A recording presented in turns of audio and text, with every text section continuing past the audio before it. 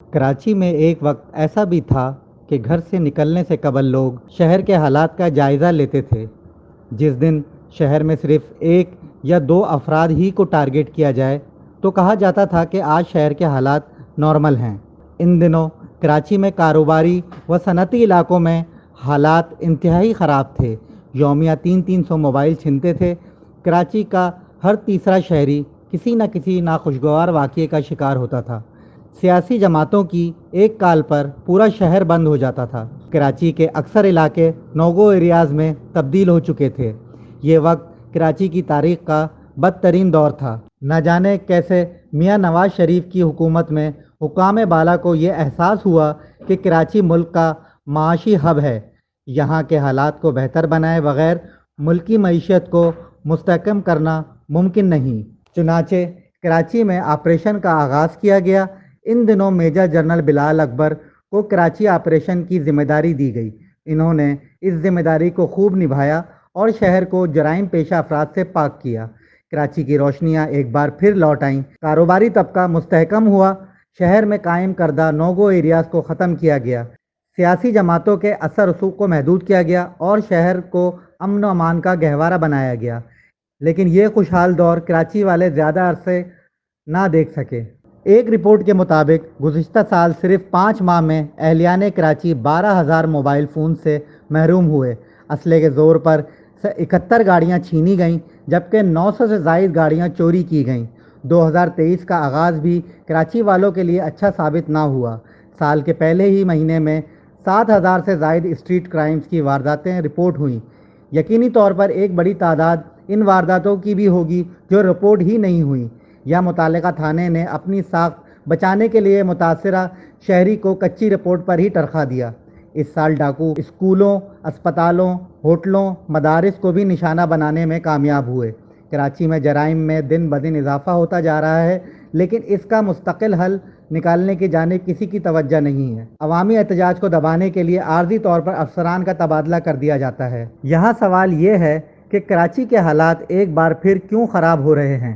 یہ بات تو کسی سے پوشیدہ نہیں کہ سرکاری اداروں میں ایسی کالی بھیڑیں موجود ہیں جو جرائم پیشہ افراد کی پشت پناہی کرتی ہیں۔ ملزمان کو گرفتار کیا جائے تو رشوت ان کا سہارا بن جاتی ہے اور کبھی ثبوت اور گواہان نہ ہونے کی وجہ سے بھی ملزمان کو چھٹی مل جاتی ہے۔ ان تمام وجوہات کے ساتھ ساتھ بڑھتی مہنگائی اور بے روزگاری بھی ان حالات کی ایک بڑی وجہ ہے۔ ملک میں جہاں مہنگائی میں اضافہ ہوا ہے وہیں بے روزگاری بھی بڑھتی چلی جا رہی ہے۔ لوگوں کے لیے عزت سے 2 وقت کی روٹی کا حصول بھی انتہائی مشکل ہو گیا ہے۔ ایسے میں ایک طبقہ ان حالات سے پریشان ہو کر غلط ہاتھوں کا کھلونا بن جاتا ہے۔ افسوس کی بات یہ ہے کہ آج ڈیجیٹل اور ترقی یافتہ دور میں بھی کراچی میں کئی ایسے افراد ہیں جن کا کوئی ریکارڈ موجود نہیں۔ ان افراد میں بڑی تعداد غیر ملکی باشندوں کی بھی ہے۔ سب نہیں لیکن ان میں سے بھی ایک بڑی تعداد ایسے واقعات میں ملوث پائی جاتی ہے۔ کراچی کو لاوارث چھوڑا گیا تو ایک بار پھر کاروبار یہاں سے دوسرے شہروں یا دوسرے ممالک میں منتقل ہو جائے گا جو ملک کی ڈوبتی معیشت کے لیے انتہائی خطرناک ثابت ہوگا۔ حکام بالا کو کراچی کے لوگوں کی جان و مال کی حفاظت کے لیے اقدامات کرنے ہوں گے۔ مردم شماری جاری ہے۔ اسے مکمل طور پر کارآمد بنا کر کراچی میں رہنے والے افراد کا ریکارڈ جمع کرنا لازم ہے۔ شہر میں غیر قانونی طور پر آباد افراد کو بے دخل کرنا ہوگا۔ کراچی کو سیف سٹی بنانے کے لیے کئی بار پروجیکٹ سامنے لائے گئے لیکن یہ مکمل نہ ہوئے۔ حکومت کو سب سے پہلے شہر کو محفوظ بنانے کے لیے شہر بھر میں نگرانی کے لیے CCTV کیمرے لگانا ہوں گے اور ان کو فعال بھی بنانا ہوگا۔ افسران کے بار بار تبادلوں کی بجائے کالی بھیڑوں کے خاتمے کے لیے اقدامات کرنے ہوں گے۔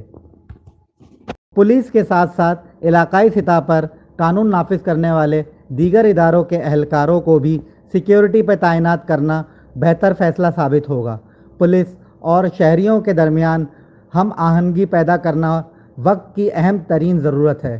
گواہان خود کو غیر محفوظ تصور کرتے ہیں لہذا گواہی دینے سے کتراتے ہیں اور یہی وجہ ہے کہ بار بار وارداتیں کرنے والے افراد جن کا کرمنل ریکارڈ موجود ہوتا ہے وہ بھی بآسانی رہا ہو جاتے ہیں۔